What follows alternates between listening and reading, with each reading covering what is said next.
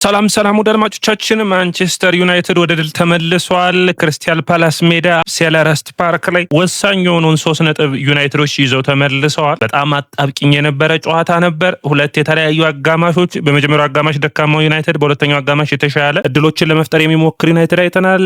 የማቴታ ፔናልቲ ለሁለተኛ ጊዜ መደገም፣ የቅጣት ማቶ የሜሰን ቅጣት ምት፣ የዘርክዚ አስደናቂ በደረት አውርዶ ጎሉን የማስቆጠር በጣም አስደናቂ ፐርፎርማንስ፣ በአጠቃላይ ወደ ቻችን ሁሉ ነገር የነበረው ጨዋታ ነው። ጨዋታው በጣም ኢንቴንስ የነበር ፈጣን የነበር ነገር ግን ሙከራዎች ያልበዙበት ነበር። በአጠቃላይ ዩናይትድ ይህንን ድል ማግኘቱን ተከትሎ የእንግሊዝ ፕሪሚየር ሊግ ላይ ጠንካራ ተፎካካሪ የሚሆንበትን እድል መልሶ ይዟል። ዩናይትድ 6ኛ ደረጃ ሰንጠረዡ ላይ ይገኛል። 21 ነጥቦችን ይዟል። በተለይ የኤቨርተኑ ጨዋታ ሩበን አሞሪም ላይ ጫና ፈጥሮ ነበር። በግልጽ እንደሚታየው በኔም አስተያየት ቀደም ብዬ ቅድመ ጨዋታው እንዳቀረብኩላችሁ ይህ ጨዋታ ለሩበን አሞሪም በጣም ወሳኝ ነበር። ታዲያ ይህንን 3 ነጥብ ይዘው ወጥተዋል። ሴልኸርስት ፓርክ ላይ ክሪስታል ፓላስ ያለፉትን 12 ጨዋታዎች መሸነፍ አልቻለም ነበር። 6ቱን አሸንፈው 6ቱን አቻ የወጣበት ነበር። ታዲያ ዩናይትድ ከየካቲት በኋላ ሴልኸርስት ፓርክ ላይ ክሪስታል ፓላስ ነው ያሸነፈው። የመጀመሪያው ቡድን ሆኗል። ፓላስ በሁለተኛው አጋማሽ ተዳክመው ነበር። ዩናይትድ ያንን በሚገባ ተጠቅመውበታል። አጠቃላይ ጨዋታው እንዴት አኛችሁት? ወደረማቻችን የጨዋታው ኮከብ በእናንተ እይታ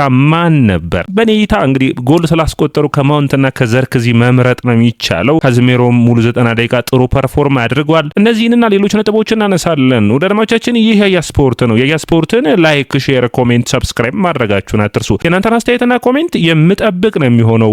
ስለ ጨዋታው ምን ይታያችኋል? ምንስ ታስባላችሁ? ኮሜንት መስጫ ቦክስ ላይ አስቀምጡልኝ። እንግዲህ ዩናይትድ የሰኞ ሽንፈት በጣም አጣብቂኝ ውስጥ የከተቱት ሩበን አሞሪም በጨዋታው ላይ ይዞት የመጡት አሰላለፍ ተመሳሳይ አሰላለፍ በሚመስል ምንም የተለየ ለውጦች አልነበሩትም። ነገር ግን በጨዋታ ሂደቶች ውስጥ ዩናይትድ በተለይ የዲያጎ ዳሎት አሁንም በድጋሚ መሰለፍ፣ ለፓትሪክ ዶርጉ ድል አለመስጠት፣ ከዛ ውጭ ያሉትን ክፍተቶች ሽፋን ለመስጠት መሞከር ይታይ ነበር። በመጀመሪያው አጋማሽ ግን ፓላስ የተሻለ ሩጡ።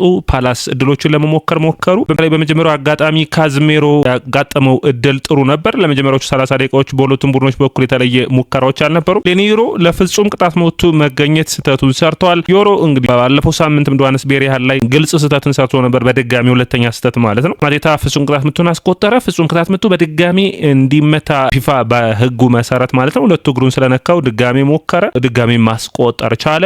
ኤዲ ንኬታ በተለይ ለዩናይትድ የጠቀመው ይመስለኝ እኔ ሳር መውጣቱ ነው። ሳር ጉዳትን አጋጠመው። የሳር መውጣት ተከትሎ ንኬታ ገባ። ንኬታ በአንድ አጋጣሚ ያገኘው እድል ሉክሻው በሚገባ ብሎክ ያደረገበት ነበር። ታዲያ ዩናይትድ በሁለተኛው አጋማሽ ከባለፉት ሳምንታት ለውጥ እንዳለ በሚያሳይ ሁኔታ በሁለተኛው አጋማሽ በተለይ ጥሩ መነሳሳት፣ በተለይ የብሩኖ ፈርናንዴዝ ያሻማው ኳስ ከቆሙ ኳሶች እድሎችን ለመፍጠር ሞከሩ። 54ኛው ደቂቃ ዘርክዚ ያስቆጠረ። በጣም ጥሩ ጎል ነው ያስቆጠረው። ደረቱ ያወረደበት መንገድ ዘርክዚ እንግዲህ የኤቨርተኑ ጨዋታ ከረጅም ጊዜ ረፍት በኋላ ስለሆነ በጨዋታው ላይ የተለየ ተጽዕኖ አልነበረውም። በተለይ ግን 2 እድሎችን ፒክፎርድ ያወጣበት የሚታወሱ ናቸው። በዚህ ጨዋታ ግን በሚገባ ወረደ። በጥሩ አንግል ነው ያስቆጠረው። ጥሩ ፐርፎርማንስ ነው። የሰማውን 62ኛው ደቂቃ አሁንም በድጋሚ ያስቆጠረ። ታዲያ ዩናይትድ ይህ 2-1 ድል ውጤታማ አድርጎታል።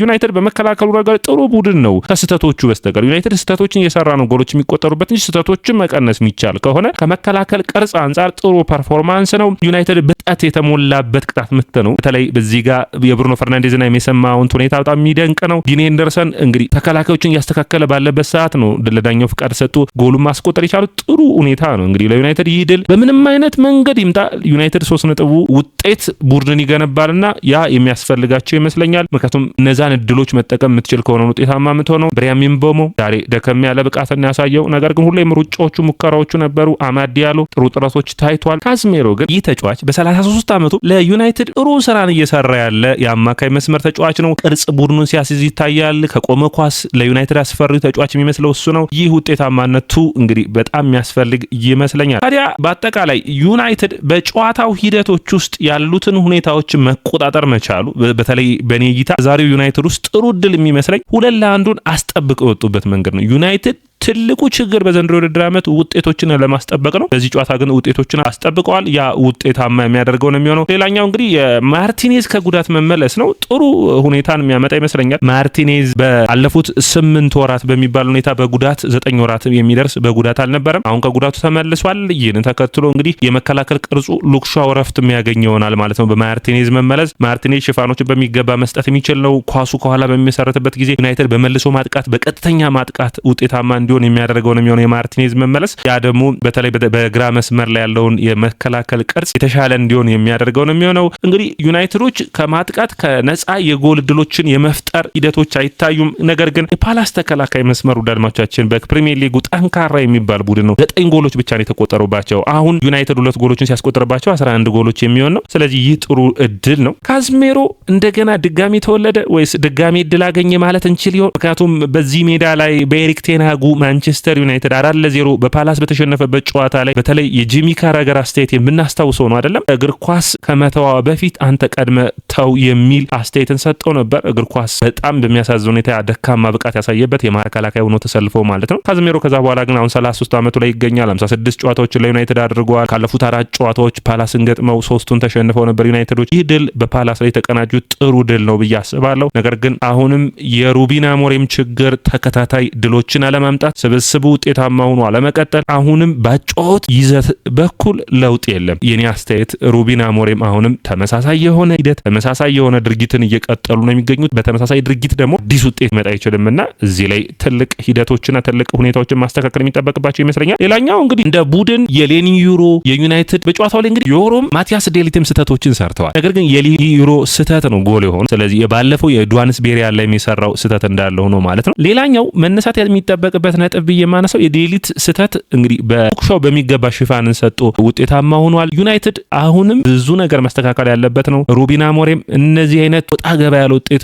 ለውጦችን ማምጣት አይችሉም። ነገር ግን ማሸነፍ አስፈላጊ ነው። በቀጣይ ምን አይነት ሂደቶችን ያደርጋል ሩበን አሞሪም አንዱ የሚጠበቅ ነው የሚሆነው። ምክንያቱም ቀጣይ ወልቭስን ነው የሚገጥሙት በሜዳቸው። እነዚህ ሁኔታዎች በጣም አስፈላጊ ይመስሉኛል። ዌስትሃምን ነው የሚገጥሙት ሐሙስ በኦልትራፎርድ። ከዛ በመቀጠል ሰኞ ወልቭስን ይገጥማሉ። ከዛ በኋላ ግን ተከታታይ በርንማውዝ፣ ቪላ እና ኒውካስትልን ነው የሚገጥሙት። 3 ጠንካራ በዩናይትድ ደረጃ ላይ የሚገኙ ቡድኖች ይመስሉኛል። ታዲያ እነዛን ለማሸነፍ ዌስትሃም እና ወልቭስ ላይ ድል ማምጣት ያስፈልጋል ብዬ አስባለሁ። ሩበን አሞሪም በተከታታይ ድሎችን የማያመጡ ከሆነ ቡድኑ እንደዚሁ ወጣ ገባ በሆነ ብቃት የሚቀጥል ከሆነ ግን ለዩናይትድ በጣም አስቸጋሪ የሚሆን ነው። በአጠቃላይ ጨዋታውን እንደዚህ አይቼዋለሁ። እናንተ እንዴት አገኛችሁት? የእናንተን አስተያየትና ኮሜንት የምጠብቅ ነው የሚሆነው። በጨዋታው ላይ ብዙ የተለየ ነገር የሉም የሚነሳ ነጥብ ብዬ ነው። በጨዋታ በፐርፎርማንስ ረገድ የሁለቱም የ3-4-3 አጨዋወት ነው። መከላከል ላይ ያተኮረ ነው። በማጥቃት ረገድ የፓላስ ማጥቃት የሳር መውጣትን ተከትሎ የርሚ ፒኖ ሆነ ኤዲን ኬታ የተለየ የማጥቃትን እድልን መፍጠር የሚችሉ ተጫዋች አልነበሩም። ዩናይትድ በተጋላጭነት ረገድ ጥሩ ፐርፎርም አድርጓል። በሁለተኛው አጋማሽ ፓላስ በሳምንቱ አጋማሽ ኮንፈረንስ ሊግ መጫወቱን ተከትሎ ደካማ ሁኔታን አሳይተዋል። በፍጥነትና በብዙ ኤሪያን በማካለል ሙኖዝና ሚቸል ሲደክማቸው ታይቷል። ስለዚህ ኦሊቨር ግላስነር ቀድመው መቀየር ይጠበቅባቸው ነበር። በዩናይትድ በኩል በተለይ በመጀመሪያው አጋማሽ ሳምንቱን ሙሉ አርፎ የመጣ ቡድን አይመስልም ነበር። ፍጥነት ኢንተንሲቲ ያስፈልገዋል። የማውንት ዘርክዚና ሚንቦሞ የአጥቂ መስመር ጥምረት ምንም እድሎችን አልፈጠረም። ከነጻ የጨዋታ ስታይል ማለት ነው። እድሎችን መፍጠር መጣመር ይጠበቅባቸዋል። ጨዋታዎች ውህደቶችን የሚያመጣ ነው። ወልቭስን በሜዳ መግጠም ጥሩ ጨዋታዎችን መቀየር የሚችል ነው። ኩኛ በዛ ጨዋታ ላይ የመመለስ እድል እንዳለው ሩበን አሞሪም ተናግሯል። ማቲያስ ኩኛ መመለስ የሚያስፈልግ ነው የሚሆነው። ሴስኮን ዩናይትድ የሚናፍቀው ይሆናል ከዘርክዚ በተለየ አንግል ማለት ነው። ምክንያቱም ዘርክዚ ወደ ኋላ ያፈገፍጋል።